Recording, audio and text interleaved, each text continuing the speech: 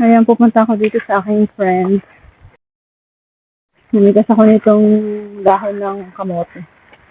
So, pupunta siya ng Tel Aviv. Talbos ng kamote. Naka-umbrella ang inday. Kasi meron daw siyang wrapper. Eh, nakailang tingin na kasi ako sa supermarket walang wrapper na mabili. Pang lumpia. Eh, itatapon na lang nila. Hindi na kasi siya dito nakatira eh. Dinalaw lang niya yung anak. Kasi diba nawala na yung alaga niya. Nadalaw lang siya dyan. Sabi ko akin na lang. Tapos nanghingi siya nitong talbos ng kamote. Sabi ko sige. Dito lang naman siya eh. Magkatabi lang kami ng street. Puntahin ko na. Nagpayong ako at mainit. Babush muna. A few moments later. So, ayan, naibigay ko na yung talbos ng kamote. Binigyan niya ako ng wrapper. So, hindi pa ito expired. So, isang supot pa siya at kalahati daw. Eh, dapat tatapon na daw ito eh. Sabi ko, akin na lang kaysa itapon. Ang dami nagkalat na buto sa daanan. Wala ako sa mood mamulot. Pag nasa mood lang. Kuha nga tayo ng lemon. Dito, pwede kayong kumuha ng lemon. Lemon to. Kuha nga tayo ng lemon. Ay, hindi siya lemon. Hindi siya lemon. Hindi siya lemon. Tingnan natin. Ah, ito orange. Pero di pa siya hinog. Ayan.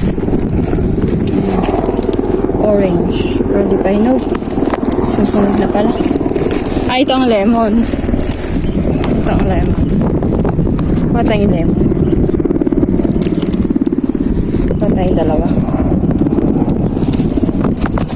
Kuha ka dalawa. Pwede naman dyan kumuha. So, yan dito ako dumaan sa tapunan. Kasi yung pinuntahan ko, medyo malapit to. So, ito yung itsura ngayon dito. So, Friday is 11 a.m. Daming tinapon ng mga libro. Medyo balagan. Ganito talaga dito kapag itong araw. Kasi mga laruan mga bata, mga sapatos. Ayan. So, kung ikaw ay meron kang sablanot or patient magkalkal, madami pa dyan magaganda. Kaya lang wala naman akong anong magkalkal. Ito may bag po. Ang cute ng bag. Ang cute ng bag. May salamin po. Ang cute. Yan parang isang cute ng bag. Kunin ko kaya itong bag. Tingnan natin yung bag. Kaya pauwi na ako. Nakakuha ako ng bago na shades. Hindi na ako nagkalkan masyado. Kasi mag-aalas 12 na may pupuntang anak ngayon dito. Pangalawa. Yun yung bisita namin ngayon. Dapat madami kaming bisita nag-cancel. Kasi nga daw is baka daw magkaroon ng missile daw sa daan. So takot silang bumiyahe. Malalayo kasi ang lugar nila eh. So nagpunta ako dito sa kaibigan ko. Dumaan ako dito sa tapunan. Nagkalkal lang ng kaunti. Hanggang alas 12 na pala. So, nakakita ko ng bagong shades. Mamaya pakita ko sa inyo isa. May lagayan pa. May lagayan. Ano lang pauwi. Ayan, nakauwi na ako. Ito yung napulot kong shades na bago. Ayan, naka-plastic pa siya. Doon sa may tapunan.